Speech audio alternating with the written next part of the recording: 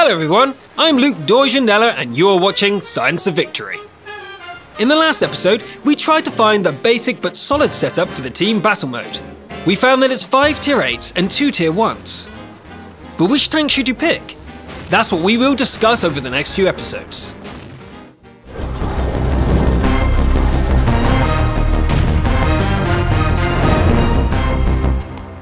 Today, however, we will only talk about light tanks, and I will start with the tier 1s.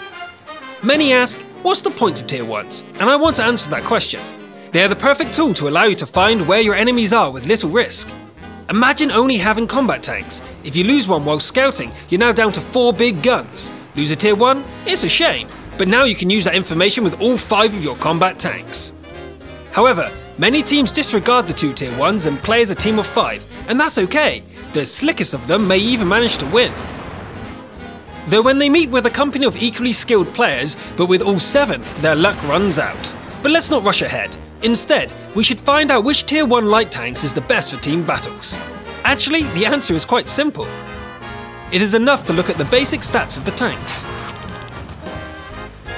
The T1 Cunningham has no real competition.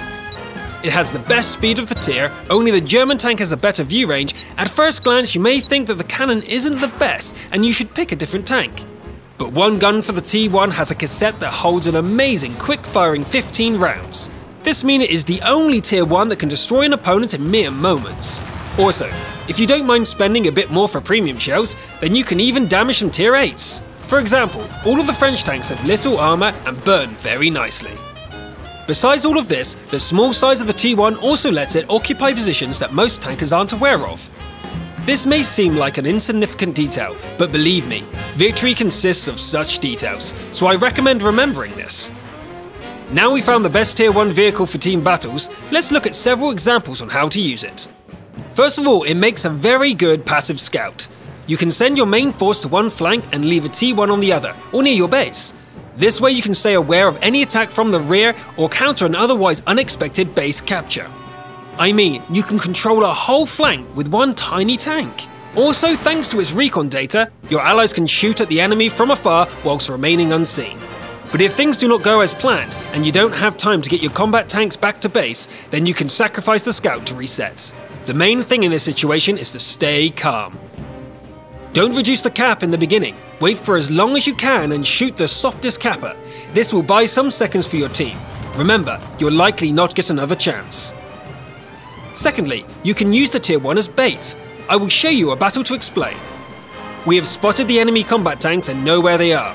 It is obvious that these guys won't rush forwards as they seem to be interested in standing still for 10 minutes, but we're not.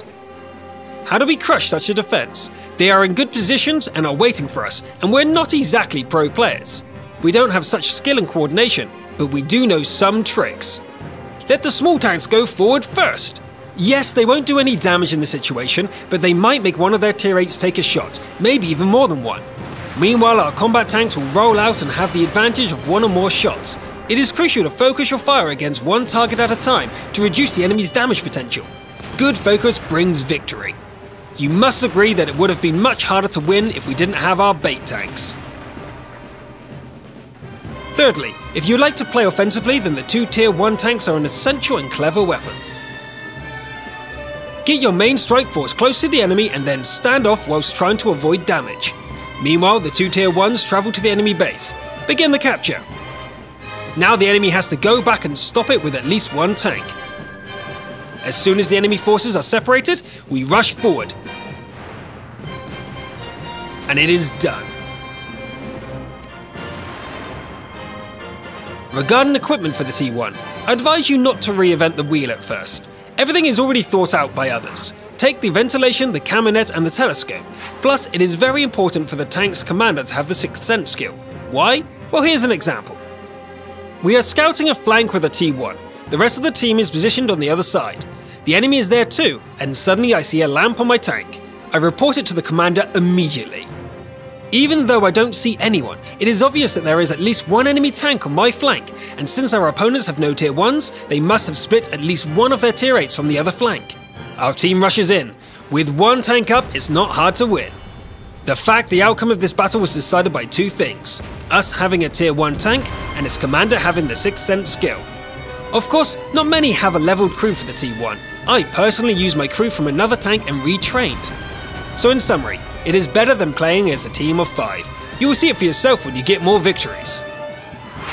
By the way, I recommend picking Camouflage, then Brothers in Arms besides Sixth Sense. Then you can pick the View Range perks to make your scout even more dangerous. But that's for you to decide later. That is all I have to say about Tier 1 tanks. Now it's time to talk about the Tier 8 light tanks. There's not many to choose from, as we only have the WZ-132 and the AMX-1390. The Chinese tank is slightly better than the French in terms of mobility, but has less HP and doesn't have an autoloader. Thus, the 132 has almost no chance when dueling a 1390, so long as the French tank player kills it with one drum. The choice is then obvious: the 1390 is much better. Many people say that there is no point in taking the French light tank into a 742 team, and it is better to take 5 heavies instead. Well, there's some sense to this, and this is why we recommended it in last episode, as currently you need to pick vehicles without knowing which map you will fight on. However, most of the maps are open or mixed terrain type. The 1390's mobility, view range, burst damage and escape potential will give you an advantage from the start on these types.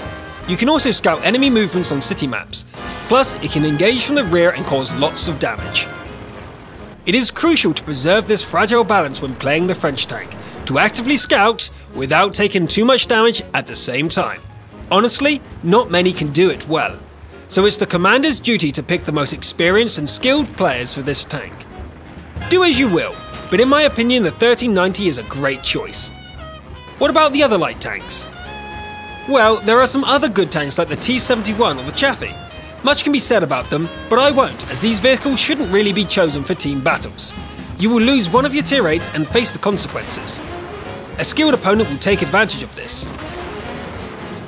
Right, let's sum things up. Pick and actively use the tier 1 tanks.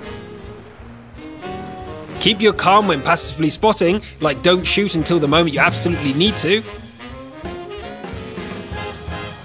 Constantly monitor the mini-map for if the enemy forces are divided, attack. Use AMX 1390s in your setups, as this tank plays a key role in the hands of a skilled commander. I guess that's all I wanted to share today. Next time we will discuss the heavy tanks. Remember to subscribe to our brand new Team Battle channel for more. See you soon.